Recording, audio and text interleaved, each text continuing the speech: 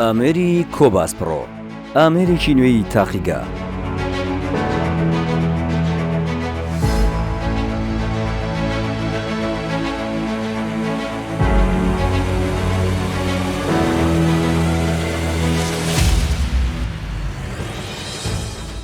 نحن شركة أفق كردستان الوكيل الحصري لشركة روج دايغنوستكس في مدينة سليمانية قمنا بتزويد مختبر سمارت الطبي بأحدث إصدارات أجهزة كوباس من شركة روج دايغنوستكس الألمانية، وهو جهاز كوباس برو. ويعد هذا الجهاز هو الجهاز الأول في العراق وفي إقليم كردستان، كما أنه يعد السادس في منطقة الشرق الأوسط بعد السعودية، الإمارات، الأردن، البحرين وسلطنة عمان. ئەم ئامێرە بەکاردێت بۆ شیکاریەکانی نەخۆشەکانی غوددا، ڤیتامینەکان، ڤایرۆسات، هۆرمۆنات، نیشاندەرەکانی شێرپەنجە، چەوریەکان، فرمانی گورچیلە و ئەنزیمەکانی جگەر و مادەکان زایەکانی وەکو ئاسن و مەگنیسیۆم، هەروەها کۆمەڵەیەک شیکاری تر.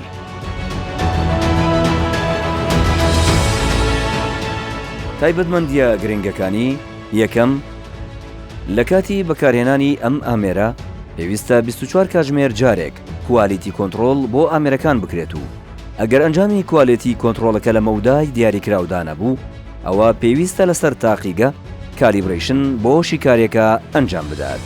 ئەم ئامێرە سیستەمی ئۆتۆ کالیبرەیشنی لەسەر جێگیر کراوە کە بە شێوەی ئۆتۆماتیک کالیبرەیشن بۆ شیکاریەکان دەکرێت.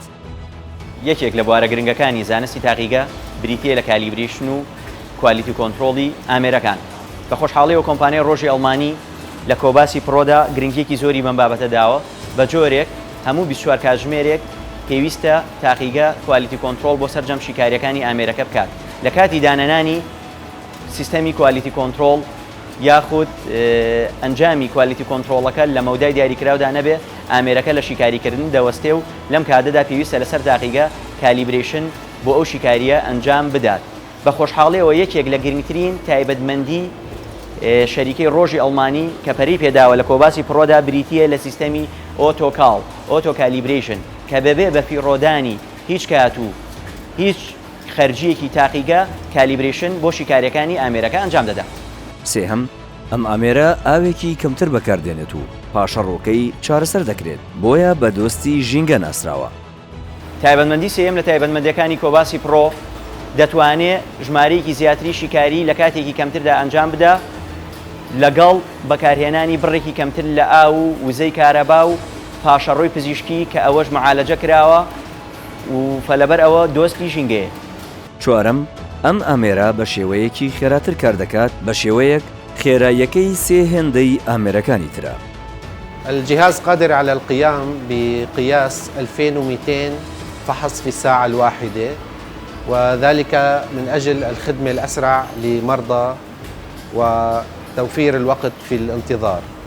في الحقيقة الجهاز يقوم بحوالي بالقيام ب 230 فحص نوع من الفحوصات تتضمن فحص الإلكترولايت والفحوص الكيميائية مثل فحص الشحوم في الدم، فحص السكر التراكمي، وظائف الكلية، وظائف الكبد.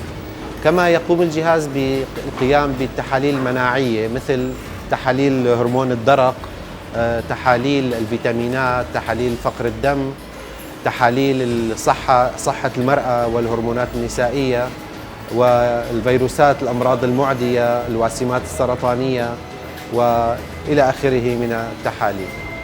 پێنجەم، کەمتر کاتی دەوێت بۆ ئیش پێکردن و بە شێوەی خۆکردە 24 کاتژمێر کار دەکات. ئەم ئامێرە بە شێوەیەکی خۆکردە بەبێ پێویستی هیچ دەستێوەردانێکی مرۆیی بە شێوەی فول ئۆتۆمەیتد 24 کاتژمێر کار دەکات. ئەمەش بەراورد بە جۆرەکانی تری کۆباس دەتوانێت ژمارەیەکی زیاتری شیکاری لە کاتێکی کەمتردا ئەنجام بدە